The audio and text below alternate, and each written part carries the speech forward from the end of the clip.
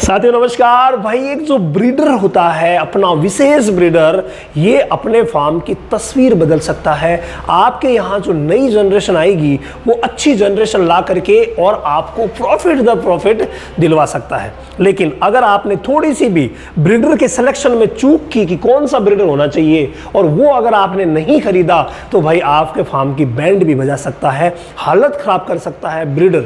यानी कि आपके फार्म पर प्रॉफिट कितना होगा, बच्चों की ग्रोथ कितनी होगी, किस तरीके से आप मुनाफा कमाएंगे, क्या आप सफल हो पाएंगे, इसके पीछे तय करता है ब्रीडर। और सेकंड चीज तय करती है और वो है कि आपको कंप्लीट नॉलेज हो और हर बीमारी के बारे में नॉलेज, हर चीज के बारे में नॉलेज हम हमारी A to Z ट्रेनिंग में देते हैं। और ये A to Z ट्रेनिंग हर महीने की 1 तारीख से हमारे रामावत एनिमल ऐप पर शुरू होती है।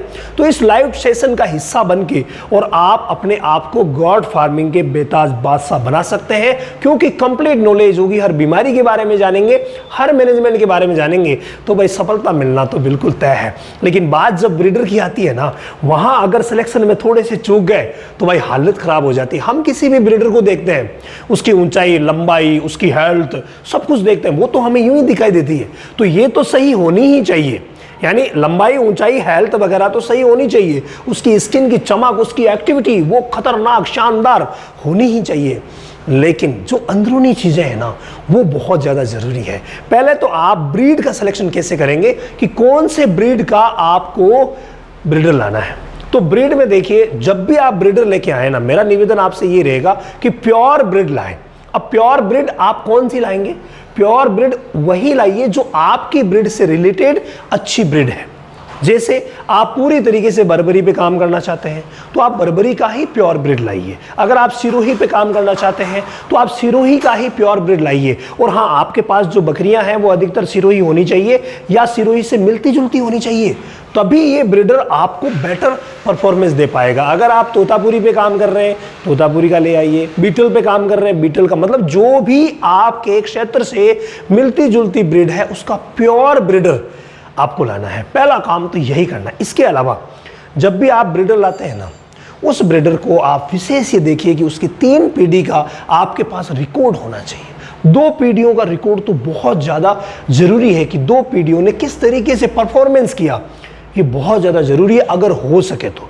इसके अलावा जहाँ से आप बकरियाँ खरीद रहे हैं ना, किसी भी सूरत में वहां से आपको ब्रीडर नहीं लाना है, क्योंकि कहीं ना कहीं उनकी ब्लड लाइन एक हो सकती है और इनब्रीडिंग का खतरा हो सकता है। अगर आपके फार्म पर इनब्रीडिंग का खतरा हो गया, इनब्रीडिंग पर मैंने वीडियो भी बनाया था मोहन भाई, वो वीडियो डिस्क्रिप्शन में जरूर डालना। तो इनब्रीडिंग का अगर खतरा हो गया तो ग्रोथ वहीं रुक जाएगी, प्रोडक्शन रुक जाएगा। इसीलिए आपको इनब्रीडिंग नहीं होने देना है। और इसके अलावा ये जो ब्रीडर आप सेलेक्ट कर रहे हैं, वो ब्रीडर 2 बच्चों के साथ पैदा होना चाहिए, यानी वो ड्यूएट या ट्रिपल में पैदा होना चाहिए, तभी वो बेटर परफॉर्मेंस कर पाएगा। तो इसीलिए ये भी जरूरी है कि एक बहन या एक भाई के साथ अगर वो पैदा हुआ है तो भाई वो ब्रीडर श्रेष्ठ होता है, क्योंकि उसकी ब्लड लाइन में डायरेक्ट हमें पता चल जाता है कि 2 या 3 बच्चे लाने की कैपेसिटी है। इसके अलावा जब आप उसका फिजिकल एग्जामिनेशन करते हैं तो स्किन तो बेस्ट होनी चाहिए, स्किन टोन मैच होनी चाहिए, ऊंचाई, लंबाई, हेल्थ सारी अच्छी होनी चाहिए, सभी चीज़ें कवरेबल। और आप दांत भी देख लीजिए जो आपको उम्र का ज्ञान करवाएंगे।